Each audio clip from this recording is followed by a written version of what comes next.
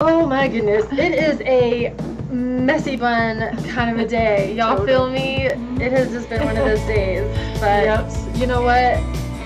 We're pulling all this together to bring you another incredible video where we're gonna blow your mind with some facts. Too much? A little too much. A little too much. Okay. I don't know if it's gonna blow their minds, but hey. We are. I'm Taylor, Tracy, and we are TNT. So what tea do you have today? Let's talk about that real quick. Ooh, I have a pumpkin pie chai. Say that 3 times fast. Pumpkin pie chai. It's that time of year. It is. Anyway, I have the same thing, and it is my new favorite. It's so good. Anyway, what is our topic today? Potty training. Potty training. Everybody's favorite. Oh my goodness. Stage of childhood, right? Yeah, seriously. Of parenting. Well, you know what? You guys knew what you were getting into. You saw the title of this video and you still clicked on it. So let's dive into this. I am going to quickly tell you my story of potty training, and then we're going to kind of break it down for you guys a little bit. Yeah. Tell you what we've learned along the way, what to do, what not to do. Exactly. And a lot of tips that were helpful for me, and also the tips that were not so helpful. So anyway, starting at the beginning, first of all, I just want to say potty training was kind of a nightmare for me and my son. It was just crazy. We had, I think, at least 3 failed attempts first, and then finally I think it was the 4th time that I just had to stick with it. But even with that, there was a lot of ups and downs with that. But anyway, so attempt number 1, we tried the no pants method. Y'all know what I'm talking about. It's a no pants kind of day. It's kind of like messy bun kind of day, but different. The same but different. But yeah, so I was told that was a great way to start. Just basically either have them only in underwear or nothing at all. So that's what I tried. We did that for a couple of weeks. We did have a couple of successes with that, so I thought we were on the right track. But then it just backpedaled and failed pretty much. So I was like, okay, well maybe he's not ready yet, and I'm like, I'm not going to pressure him. I'm not going to like force the issue here. It was also really stressful and frustrating for me as well, and he wasn't quite 2 at that point, so it was kind of an early start. Yeah, it was like just before he turned 2. That's right. So anyway, attempt number 2, he was, I can't remember exactly, I mean maybe 2.5 at that point, I think. It was just pushing the issue. Like looking back on it, I took the advice from somebody that I know, and they were just like, he really needs to be potty trained at this point. And so I just was like, okay, well maybe I should try this again. In hindsight, I kind of wish I didn't listen to that person, because he just wasn't ready yet, and I knew that he wasn't ready yet. So that second attempt also failed. He also had to have surgery, and so anyway, that's when I learned from the doctors why these attempts were failing, was because he needed to have a surgery. And she didn't know that at the time, but you know your child. Yeah. So don't let people talk you in, and we're going to give you the tips at the end, but I just really think this is important to say. You know your child better than anybody knows your child. Sometimes Absolutely. Even better than a doctor. You know your child. You're with them day in and day out. So listen to that gut voice, and you'll know. Yeah, you'll know when they're ready. Absolutely. I learned that lesson the hard way, and I knew on the inside that he wasn't ready yet, but I pushed the issue anyway, and obviously it failed. So attempt number 3 was after surgery. Was after surgery. Again, it just, I guess he just wasn't quite ready yet. But he was showing a lot of signs of being ready. But here's the thing, for all you moms out there that have sons, I think you all are gonna understand me on this one. The boys are crazy. Like, they just so much energy and just so much activity constantly, 24/7. My son is just super hyper. He has tons of energy, and it's really hard to pull him away from that activity. And okay, it's time to go sit on the toilet, and a lot of times he just wouldn't make it in time and everything.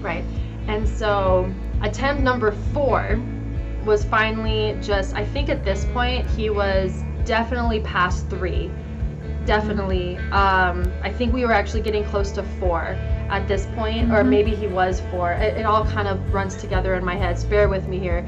But somewhere between 3.5 and 4, we did it again, and this time I was like, we can't stop, because I think that's one of the other mistakes that I made, is all these attempts and then stopping, and then attempt and then stopping. Like, once you do it, you have to stick with it. Right, and that's why it's so important to know that your child is ready. Yeah. Because once you start, you don't want to stop, you don't want to backtrack in this. So. Yeah, also learned that the hard way. You know what? I learn a lot every day, and that's why I'm here right now, because I want to share all these things with you guys.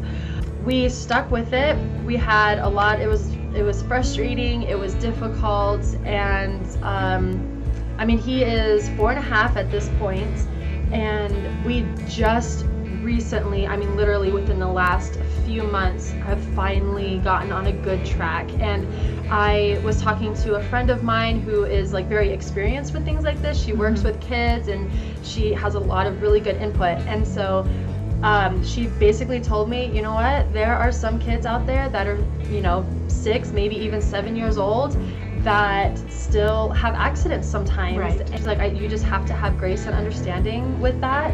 It doesn't always come easy for a lot of kids. It can be a long process. And especially a child who is more hyper and more active, and they're just not, that's not their focus, is their bodies, and having to go to the bathroom or things like that. They're too involved in playing. I mean, I don't know if I should share this or not, but I don't know. What are you gonna share? Potty training with this one. This little one, I told her she had the bladder of steel, because she could just go these long periods of time without going, and I would be like, she would be all night drive. She would get up in the morning, and she'd be ready to go out and play, and I'd be like, Taylor, have you gone pee yet? No, I don't have to go. And so my point in saying that is, their minds are so focused on going to play or doing what they want to do, they're not thinking about those things. But I mean, obviously, of course, she had to go after all night long. Everyone would. The last thing I wanted to share was the thing that actually worked, the advice that actually worked for me and my son. And it's actually very similar to the picky eater advice. Yeah, if you haven't watched our picky eater video, go back and watch it. But yeah, no, very true. It is a very similar piece of advice. That is, just give them their space and kind of back off a little bit. I made the mistake of getting frustrated, and I tried everything. I tried being super graceful. I tried giving giving him treats and little pieces of chocolate and as like a reward, and sticker chart. Yeah. We tried all sorts of things, but what finally worked is just backing off and basically not having any kind of dramatic reaction to either like being successful or not being successful. I just was very neutral about it. I was just like, okay, I mean, I would say like, okay, good job. He would go to the bathroom on the toilet. I'd be like, all right, good job, dude. That's awesome. Give him a little high five, and that's it. But I wasn't like super over the top. Going to hit pause on this. I hear little miss again. So hang on, we'll be right back. Okay, so we got little miss here joining us for the last bit of our video here. And actually, both kids are up from their nap already, so goes by so fast. It seriously does, man. Nap times. That'll maybe be something we talk about later. But say hi. You say hi. Anyway, so as I was saying before, is just not being super dramatic about it. Like whenever he had an accident, instead of being like, come on, dude, like you can make it to the toilet, you can do this, like I know that you can do this, you know the right thing to do, like, and I made that mistake, and that was something I know that I shouldn't have done. But it's hard, okay? Like it's hard to stay calm and not get frustrated, especially when, I mean, literally, I felt like I was potty training for like 2 years, is kind of what it felt like to me. Right. Once I just took a step back, just let him do it, and if he had an accident in his pants, I'm like, okay, all right, like it's okay, not a big deal, just go change, go get some new underwear, go get some pants and whatever, and we just move along. And you made him part of that process. Yeah. Right. And we'd make him, help clean up and get him clean and go get some new underwear and those kinds of things. So I think, that was part of the process in saying, okay, yeah, you had an accident. What do we do when we have an accident? We clean ourselves up. Right. And sometimes there were even moments where, he was like, can I just take a shower? And I'm like, yeah, totally. Just hop in the shower, get yourself cleaned up, and we just move along. And I really think that also encourages independence as well. And encourages, okay, I make a mess, I clean it up. Yeah. And again, kind of going back to what we talked about before with the whole picky eaters thing, teaching them, good choices and letting them know that they have a say in it. And, you want the microphone? You want to get the microphone? But letting them be a part of it. I think that's the bottom line here is not being so demanding and like, you can do, like, you need to, get onto them about it like that. And it's hard. And, just bringing in my son really quickly, because I think boys can be a little harder to potty train than girls too. That's what I've been told a lot. Yeah, I've heard that a lot. But I did have one break with my son as well. Now, my son was a perfectionist, and he if he couldn't get it right on the first time, he would just get so angry with himself. We called it kicking the bike. And I will tell him today, even to this day, I will say sometimes to him, you're kicking the bike. Because when he thought when he learned to ride a bike without training wheels, he should be able to do it the very first time he got on, no problem, and just ride on down the street. And he got so frustrated, he just kicked the bike and went inside. And so, I'm done with this. And so potty training for him was the same way. I started realizing that he was trying and he was really doing his best, but he was still having accidents, and then he was getting so upset with himself. I wasn't getting upset with him, but he was getting so upset with himself that we were just like, you know what? Maybe you're just not ready to go in here sort of to the end of our last quick points before we end. I think the absolute key to potty training is knowing when your child is ready. Not when other people think your child is ready. Definitely. Not when the internet says your child is ready. It doesn't matter what age they are. I really want to emphasize that because I felt like I was feeling really bad as a mom because I'm like, well, he's 2. Oh, now he's 3 years old. Like, he should definitely be potty trained by now. I mean, he's 3.5 years old at this point. Right. He should totally be potty trained. I mean, 4 years old at this point. I mean, literally. And so I felt like I was failing. Like I was doing something wrong as a mom because he's 4 years old and we still don't have this down. But, age, we can't always base all of these things off of how old they are. I think it's important to, again, like she was saying, know when they're ready. Your child. And I just think timing's really important. And so, almighty Google, again, a couple of things to kind of help you figure out if your child is ready, besides that gut feeling, is make sure they understand the words that you're using, bathroom, potty, poop, pee, whatever those, terminologies that you're going to use. Body language. Are we allowed to say that on here? If they become aware, you can tell when they're aware that they're going to the bathroom. Make sure they can pull their own pants up and down. Make sure that they can do those kinds of things on their own, because if not, you're basically training yourself to get them to the toilet, get them ready, and get them on the toilet in time. Don't train yourself to put them on the potty. Make sure they're ready and you're training them to get on the potty. Tying in that independence again. Yeah. And a lot of kids will start complaining when they're wet, or dirty diapers and things like that. That can be a really good sign as well. But the last thing too is make sure that when you're ready to potty train, number one, your life is prepared to do it and go forward.